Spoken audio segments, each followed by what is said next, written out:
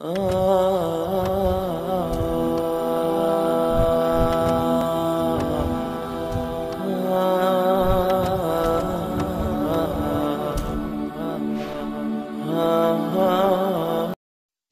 اس دنیا میں اللہ رب العزت کا نائب، اس کا خلیفہ اور اس کی صفات کا مظہر عتم ہے۔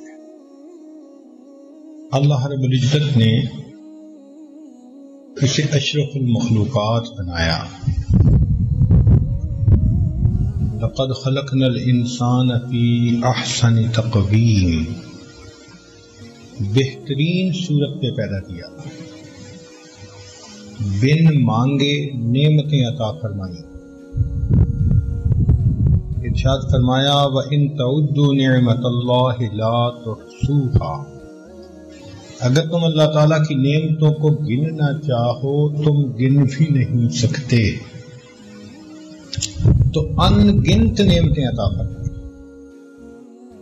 یہ جو کچھ ہمارے پاس ہے یہ ہمارا اپنا نہیں، یہ ادھار کا مال ہے، اور جو ادھار کے مال پہ فریفتہ ہوا پھرے اسی کو بے وقوف کہا جاتا ہے۔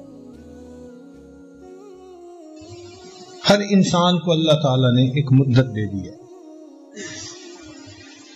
اس لیے جب بچہ پیدا ہوتا ہے تو اس سے پہلے لکھ دیا جاتا ہے کہ اس نے دنیا میں کتنا وقت گزارا ہے۔ ہم ایک جچے تلے وقت کے لیے دنیا میں آئے ہیں، ایک محدود وقت کے لیے دنیا میں آئے ہیں۔ ہمارے سانس گنے ہوئے، جب سانس کا سلسلہ ختم ہونے لگے گا تو گلے کا گھنگرو بجنا شروع ہو جائے گا۔ جیسے الارم بجتا ہے نا، یہ گلے کا سانس تیز ہو جاتا ہے۔ مرتے آدمی کو کبھی دیکھا کریں تو گلے کا سانس جو تیز ہوتا ہے یہ اس کا گھنگرو بجتا ہے، الارم آ جاتا ہے۔ اذا جاء اجلهم فلا يستأخرون ساعة ولا يستقدمون، جب وہ وقت آ جاتا ہے نہ ایک لمحہ آگے نہ ایک لمحہ پیچھے، سب ٹھاٹھ پڑا رہ جاوے گا جب لاد چلے گا بنجارا۔ فلا يستطيعون توصية ولا إلى أهلهم يرجعون، اتنی فرصت بھی نہ ملے گی کہ اپنے پیارے اہل خانہ کو وصیت کر سکے، کھڑے پیر جانا پڑے گا۔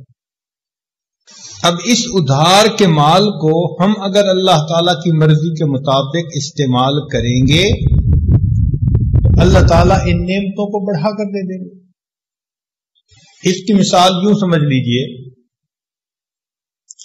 کہ ایک آدمی بہت امیر ہو، کھربوں پتی ہو،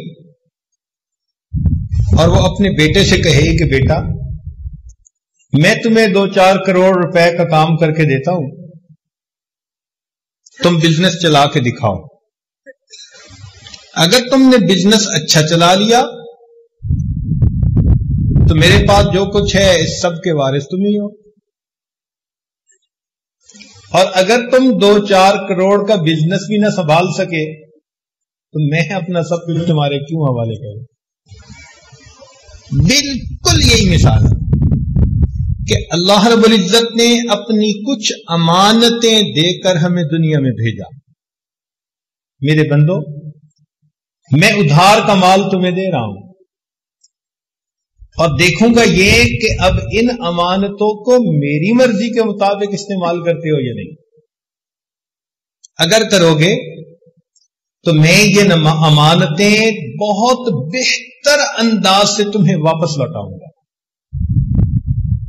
اور اگر امانت میں خیانت کے مرتکب ہوئے تو تم اس قابل ہی نہیں کہ یہ تو امانتیں تمہیں دی جائیں، میں تم سے سب واپس لے لوں۔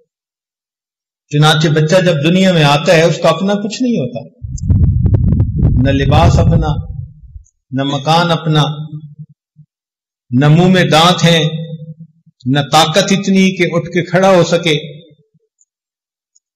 کچھ کھا نہیں سکتا، ہضم نہیں کر سکتا،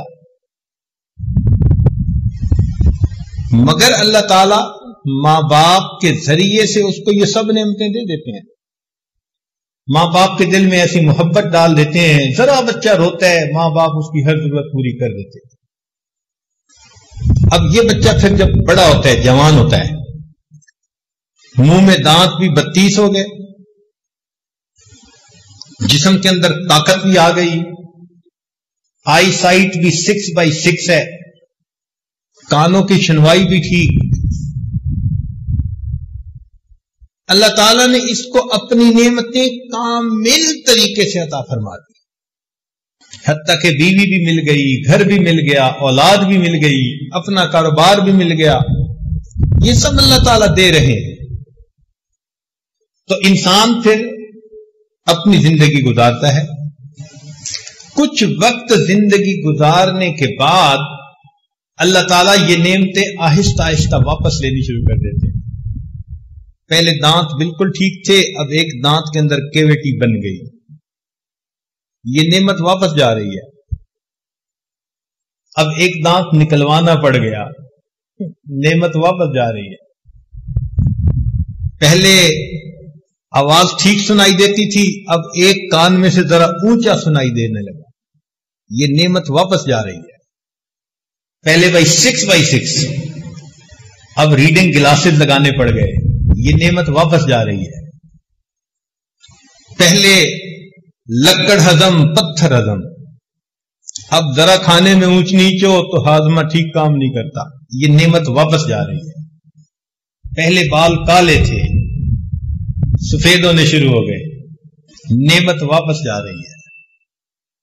پہلے انسان کام کرتے تھکتا نہیں تھا، اب سانس چڑھ جاتا ہے، نعمت واپس جا رہی ہے۔ یہ نعمتیں آہستہ آہستہ اللہ تعالیٰ واپس لیتے لیتے ایک وقت آتا ہے کہ انسان پر موت آ جاتی ہے۔ موت کیا ہے؟ اللہ تعالیٰ کی تمام نعمتیں واپس لے لینے کا دوسرا نام موت۔ تب نعمتیں اللہ لے لیتے ہیں، نہ آنکھ کام کر رہی ہے، نہ زبان کر رہی ہے، نہ ہاتھ پاؤں کر رہے ہیں، سب نعمتیں چلی گئی۔ اب قیامت کے دن اللہ تعالیٰ حساب لیں گے۔ حساب کا کیا مطلب؟ اللہ تعالیٰ جانچیں گے کہ تم نے ان امانتوں کو ہمارے حکموں کے مطابق استعمال کیا یا من مرضی کرتے پھرے، ہماری ہی نافرمانی میں استعمال کرتے رہے۔ قیامت کے دن اس کا نام اعمال دیکھیں گے، گواہیاں قائم ہوگی۔ اگر ثابت ہو گیا کہ یہ نیک بندہ تھا اور اس نے تمام نعمتوں کو اللہ کے حکم کے مطابق استعمال کیا، اللہ تعالیٰ جنت میں بھیجیں گے اور تمام نعمتیں بہتر حالت میں واپس لوٹائیں گے۔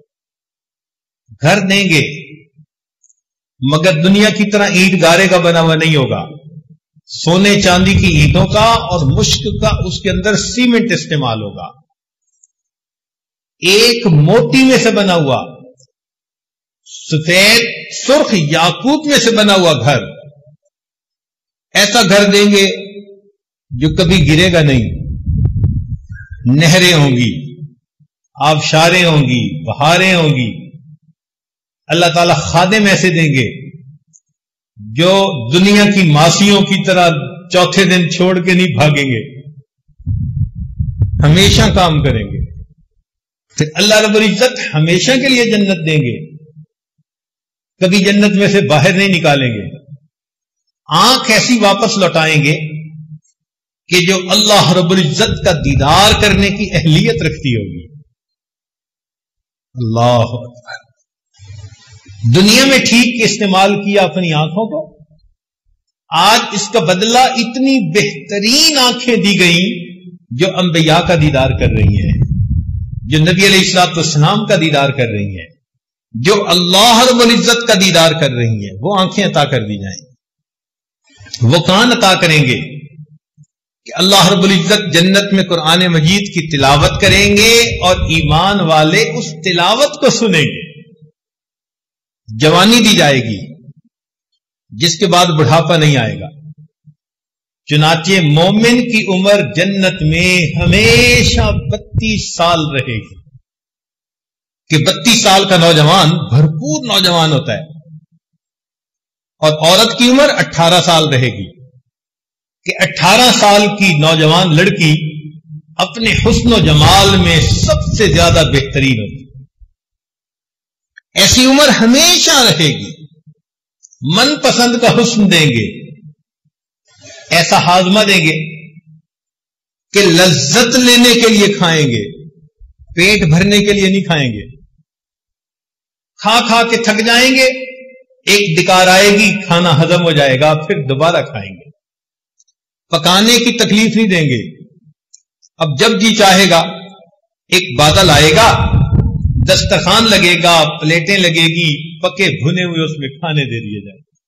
میرے بندو، تمہارا کام فقط انجوائے کرنا ہے. تم نے دنیا میں صبر کیا، تم نے دنیا میں امانت میں خیانت نہیں کی، تم نے ان نعمتوں کو ہمارے حکموں کے مطابق استعمال کیا. تم اس بات کے اہل ہو، تمہیں سجتی ہے یہ بات کہ ہم دنیا میں یہ نعمتیں تمہیں اور بہتر بنا کر